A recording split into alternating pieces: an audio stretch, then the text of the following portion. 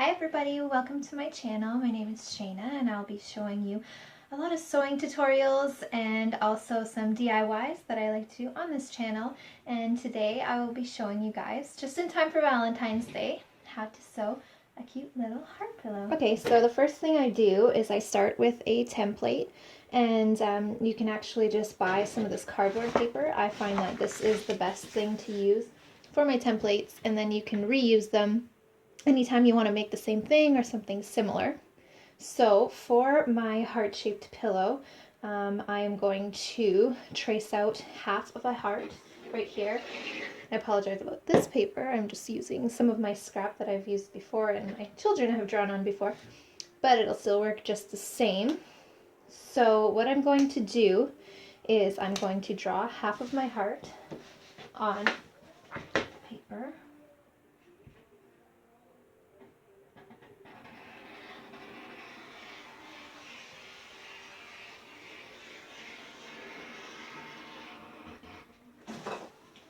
If you don't feel confident in just tracing it out yourself, you can also, what I like to do is go on a computer screen and place a piece of paper on it, and you could just trace it out or use any kind of template that you already have. So now that I got the heart shape that I want through trial and error, I have my half heart piece cut out from the cardboard. So this part is done. If you wanted to make it prettier after you have kind of, scriggled around on it and everything, you can redo your template now that you have one onto another piece of cardboard if you want it clean and whatever for your next ones. And yeah, so I have this done, and we will go to the next step. Okay, so what I've done now is I laid out my fabric that I want to use. This is a cabbage swirl fabric. It's super soft. It's very, very nice material. It's my favorite to use for any types of pillows or blankets. So I'm going to fold my fabric over. And in order to save, what I like to do to save some of my fabric so there's not a bunch of different chops everywhere, I just fold it as much as I need to fold it for to get it as close to the side as possible.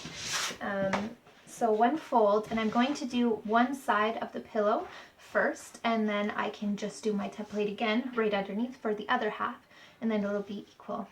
Okay, so now that I have my fabric in place, and if you are curious, my pillow, I'm just making it kind of like a cute little regular size pillow, 11 inches down on the cut, and it's 8.5 inches across the widest portion.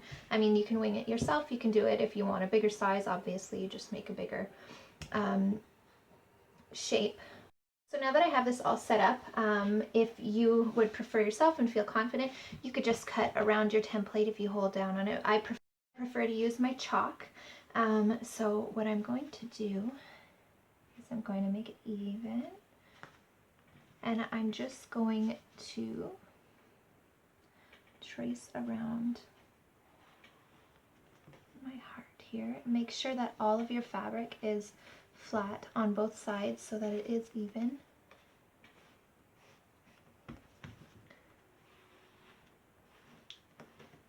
This is just the way that I prefer to do this.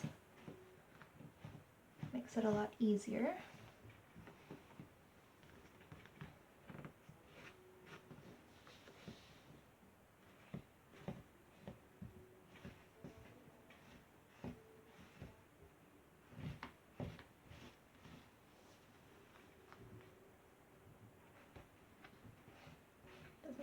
Perfect.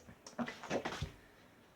So now that I have it all traced out, I don't know if you're able to see very well.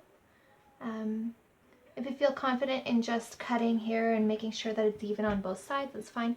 You can also pin it down, which I'm going to do in this video, just to make sure that the bottom doesn't move around when you're trying to cut it, and then it'll be uneven on both sides. I just want the exact measurements for both of mine. So what I'm going to do is I'm going to get some pins and pin it down in a couple spaces so that it does not move.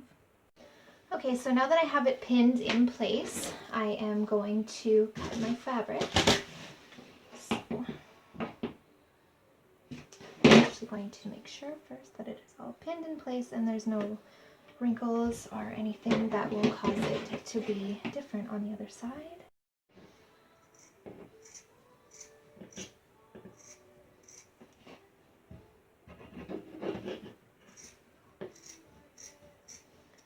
And for me, I am left-handed, so it is a little bit more difficult for me to get scissors that actually work for me properly. I'm sure a lot of people won't have this problem, but I also have a rotary cutter, which makes things a lot easier and quicker. If you don't have one, scissors are fine, but this is actually super amazing, and because I'm left-handed, it really helps me to make everything even and not choppy. So I'm just gonna go ahead and cut the rest on my rotary cutter because it makes very clean lines. I find that rotary cutters are also a lot easier to make mistakes with. So I try to do it slowly to make sure that everything is accurate. Being left-handed, I might look a little bit strange the way that I use my rotary cutter, but that is what works best for me. Okay. So now that I had cut my first half, I will show you what it looks like without its pins. And you have an even, exact heart. Very cute. Okay, so now I'm going to repeat this exact same step for the other half. So now that I have both sides of my pillows cut out, I'm going to place them pretty side to pretty side. If you're going to add anything to your pillows, now would be the time. You would just take your one side, which would be your front side, and you would pin on whatever you wanted to sew on there. Sew that first before putting both of these together. I'm just going to show a simple tutorial. But if you would like to do that, then you would add them on. I actually, on the side, I make pillows, custom pillows and stuff with letters or names on them, but I'm going to show that in another tutorial. Okay, so now we are going to put our pillows pretty side to pretty side and make sure it is all even on both sides. And then we are just going to pin it all the way around all together. So I am going to do that now. So now that it's all pinned, we'd be ready to sew. If you don't feel like you need to pin and you're confident in just putting them together and sewing around, you can do that as well. But I'm just going to do this because it makes it a lot easier. And I put my pins towards the inside just because you can actually sew right over the pins if you feel like it, and it won't, you know, nothing will move out of place, and it's just a lot easier this way than putting them the other way. Anyways, so we're going to start sewing. One thing I need to mention is that you are going to be leaving a space open for you to flip your pillow back outside in, I guess you would say. So pick a spot where it wouldn't really be noticeable for when you do your ladder stitch afterwards, which I will show you. So now that we're at our sewing machine, I'm just going to do a simple straight stitch. You could use a more complex stitch if you wanted for it to be more secure. I've personally never had any issues with doing a straight stitch. Nothing has ever come apart, so that's the one that I'm going to use for today. I'm going to start at the bottom of the section that I'm going to leave open. This is where you're going to reach in and flip it outside in. So that's where I'm going to start, and I'm going to end at this pin. So I'm going to leave just a little bit of space, enough for me to flip it out, put the stuffing in, and do a simple stitch. So I will get started. Okay, so now I'm at the end where I have this space here that I'm going to leave open. I'm just going to sew right down to the pin, and then I'm going to go backwards to secure it. And then we are done with that portion. We can take out all of the pins now. Okay, so now that all of our pins are out, I am going to reach into the hole that I have made and grab one of the furthest points and pull it through.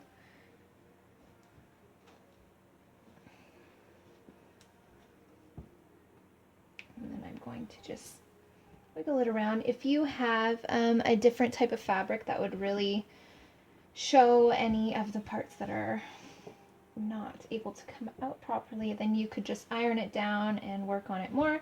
But since I am using a fabric where it's not very noticeable, I am just going to flatten it out, make sure everything is out right. And there you have your heart. So now what I'm going to do is I'm going to fill it with stuffing, and then I can go over our ladder stitching. The stuffing I'm using is a polyester stuffing. I just picked it up at my local Walmart. It's washable and non-allergenic, and it's very good for these cute little pillows. It's very cushy and cozy. So I will fill up my heart now, and then we will go over the stitching. So now I'm doing my final stitch. So you'll see that once I put it through, I have a little loop here. So what I'm going to do to really secure it, I'm going to put my needle through the hoop, and I'm going to do this a couple times, and then it just puts a knot, so it locks it in place. And as you can see with this stitch, other than obviously the starting thread and the end, you can't see anything. It's almost like an invisible line. So I am going to finish this up and do one more loop. So now that I cut all my strings, as you can see, our pillow is done. There's no difference. So I hope you enjoyed this tutorial. Thank you so much for watching, and please follow and like and subscribe, and you will see a lot more videos to come like this one. Thank you.